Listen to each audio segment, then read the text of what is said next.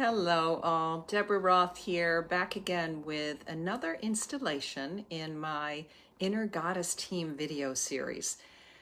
It's always interesting and fun to do this, even if I'm not doing them every week like I did when I started doing this, gosh, almost 5 years ago. And this one, actually it's two goddesses, depending on where you are geographically in the Slavic countries.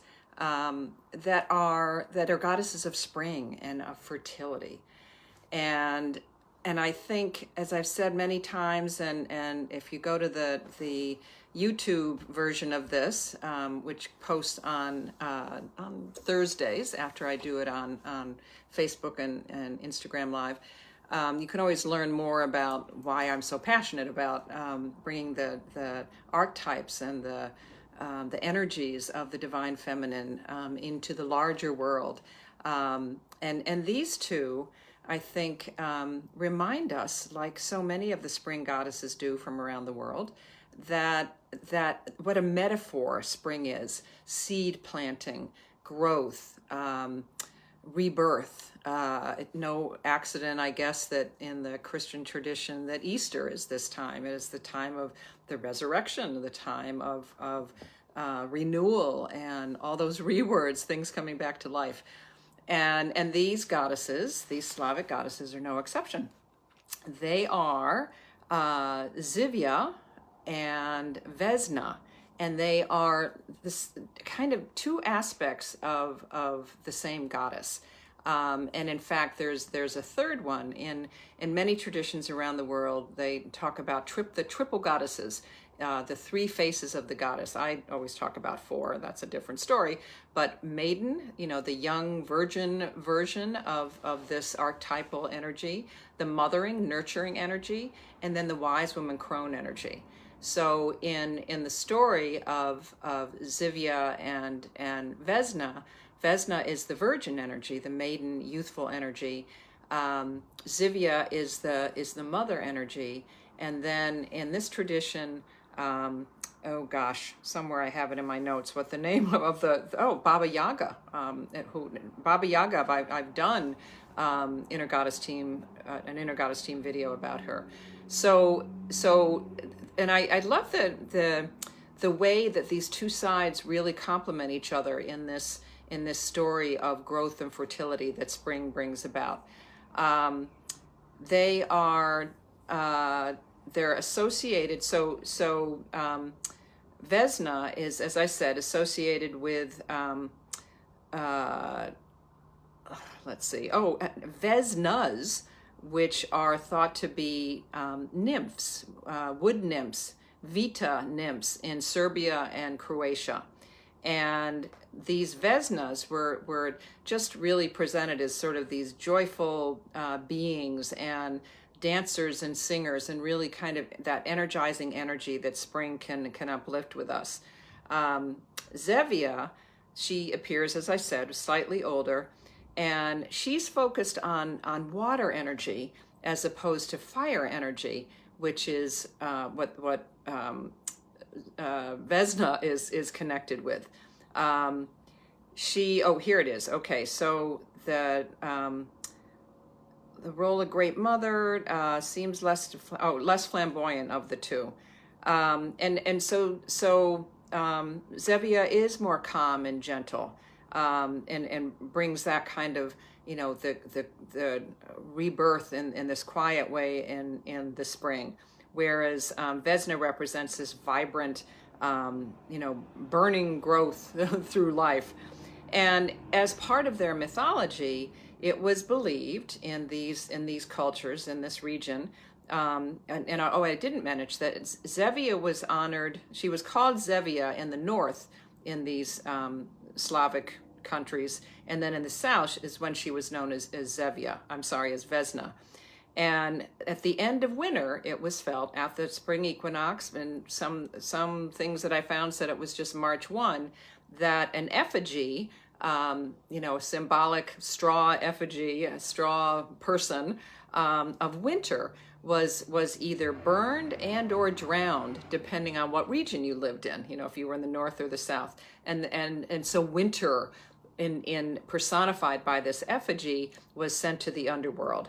So the name of in the Ukraine, the name of that goddess of winter was Mara, and I actually did do an Inner Goddess Team video about her back in 2022, and I'll put the link to that in my YouTube description. And she was also known as, this Mara was also known in the Slavic countries as Marzana. She was, and it's, so while it sounds kind of brutal, there's so often, and the same thing happens in the Celtic countries, what happens when in the winter solstice, that that the king of the holly and the king of the it's the holly and the oak. The oak king is defeated by the holly king, and so at each of these turns of the season, you can find these deaths and then the rebirth of the god or the goddess that is, that's taking on for the next season. Let's see. Oh, Vesna, this is interesting too. She's also connected with birds. Birds being the herald of the spring. You hear more birds when they're out. We actually, I live in New York City, just have to tell you this. And we're on the first floor, and we have, our windowsills have these very beautiful ornate bars on them for security.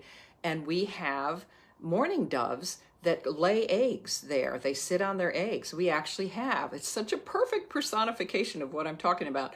We actually have a mourning dove sitting on her little urban nest with 2 eggs in it. I saw the 2 eggs today for the first time because she flew off probably to get her own food. So all of the symbolism of the spring, of the spring equinox, but then of Easter. And Easter really is tied to the earth. Easter is, I always have to think about it for a minute. Easter falls on the first Sunday that follows, that follows the new moon, the first new moon after the spring equinox. And so that's really, it's late this year. That's a whole other story. I'll see if I can find any more Easter goddesses. But the German equivalent is kind of interesting. The German equivalent of Vesna, of this Slavic goddess, is Ostara or Oestra in the Germanic traditions. Let's see, what else do I want to tell you about them?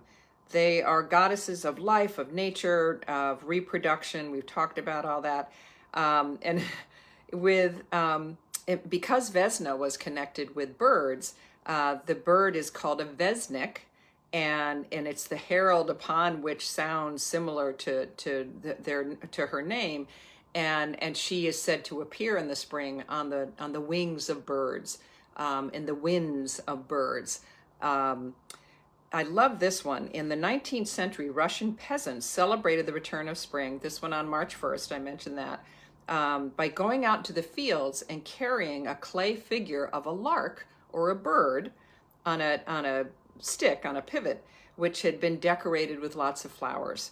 And there they would swing these larks that are on the sticks, imitating the birds in flight while singing special songs, basically inviting spring to come because there's no more bread left to eat.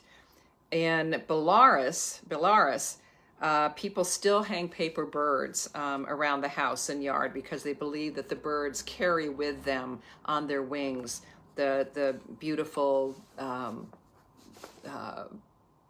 energies of spring.